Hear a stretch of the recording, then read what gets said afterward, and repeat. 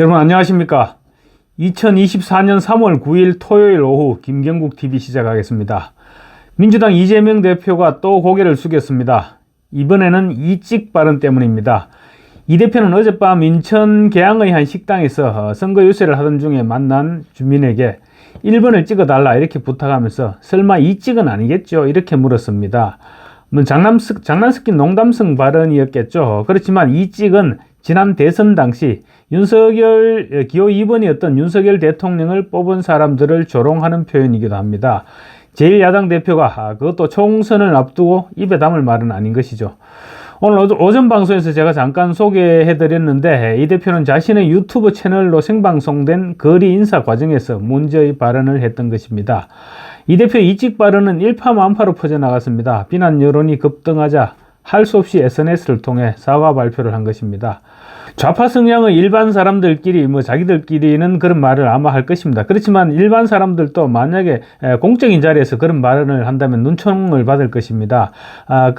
하물며 이 대표는 지난 대선에서 윤석열 대통령과 맞붙었던 경쟁자입니다. 전 국민을 상대로 표를 달라고 호소했던 사람이죠.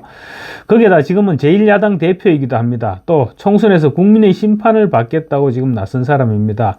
그런데 국민을 절반으로 가르는 이찍 발언을 했다. 이것은 대단히 사려 깊지 못한 행동이었던 것이 분명하죠. 웬만하면 아마 그런 일이 없었다 이렇게 잡아떼고 싶었겠지만 생방송으로 중계된 화면이 있으니 어쩔 수 없이 사과를 한 것이 아닌가 이렇게 생각됩니다. 이 대표는 오늘 오후에 페이스북을 통해서 어제 지역구에서 사용했던 이찍 표현에 죄송한 마음이 앞선다. 저의 발언은 대단히 부적절했다. 정중히 사과드립니다. 라고 머리를 조아렸습니다. 그러면서 상대 당을 지지하는 국민도 그리고 민주당을 지지하는 국민도 모두 똑같은 주권자이고 이 나라의 주인입니다. 라고 말했습니다. 근데 과연 이 대표가 마음속으로도 그렇게 생각을 하고 있는지 저는 솔직히 좀 의문이 가는 것도 사실입니다.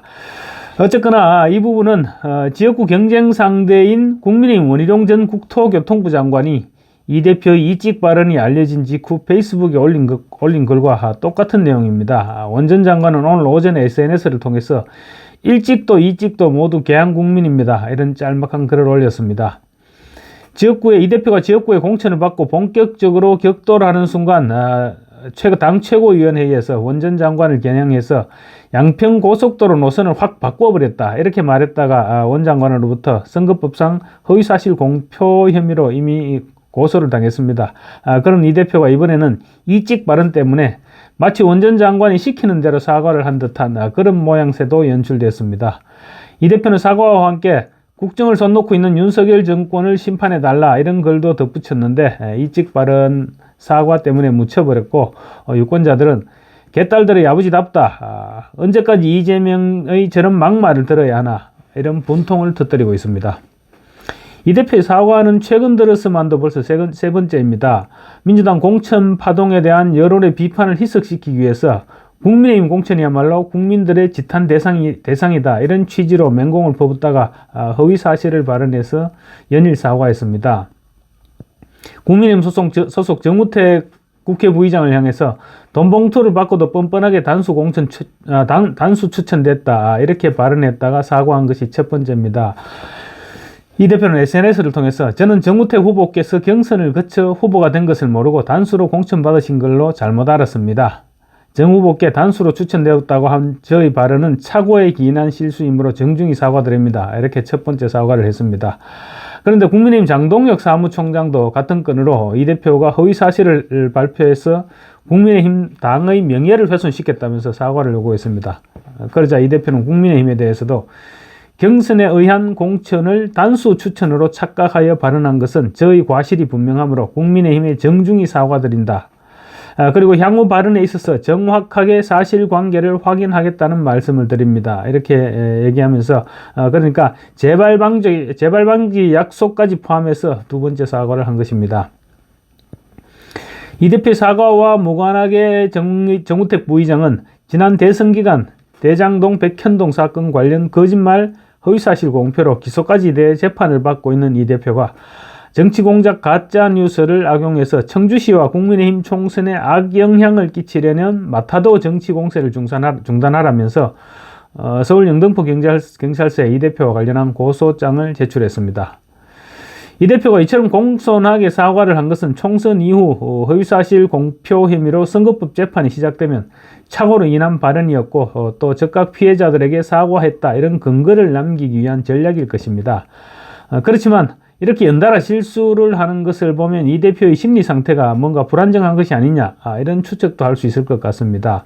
이 대표 본인도 변호사입니다. 그래서 선거 기간에 해도 될 말과 해서는 안 될 말 확실히 구별할 수 있을 텐데 지금 실수를 너무 연발하고 있는 것입니다. 이 대표는 또 다른 일로도 국민의힘으로부터 허위사실 유포죄로 고발당했습니다.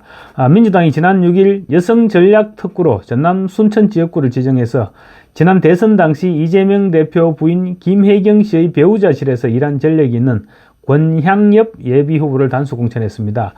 당내에서도 경선 기회도 주지 않고 현역 의원을 컷오프하는 것과 또 권 예비후보의 여러 경력 중에 김혜경 배우자실 부실장 경력이 빌미가 될 수 있다 이런 우려의 목소리가 있었지만 밀어붙였던 것입니다.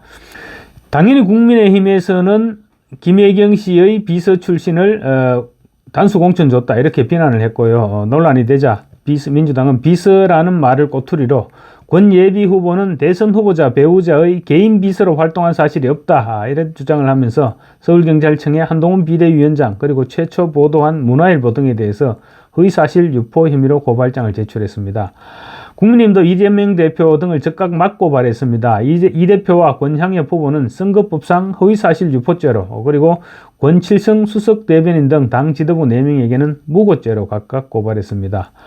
이 대표는 그러니까 경쟁 상대인 원희룡 후보로부터 한 건, 국민의힘으로부터 한 건, 또 정우택 국회 부의장으로부터 한 건 이렇게 3건의 선거법 고발을 당한 상태인 것입니다.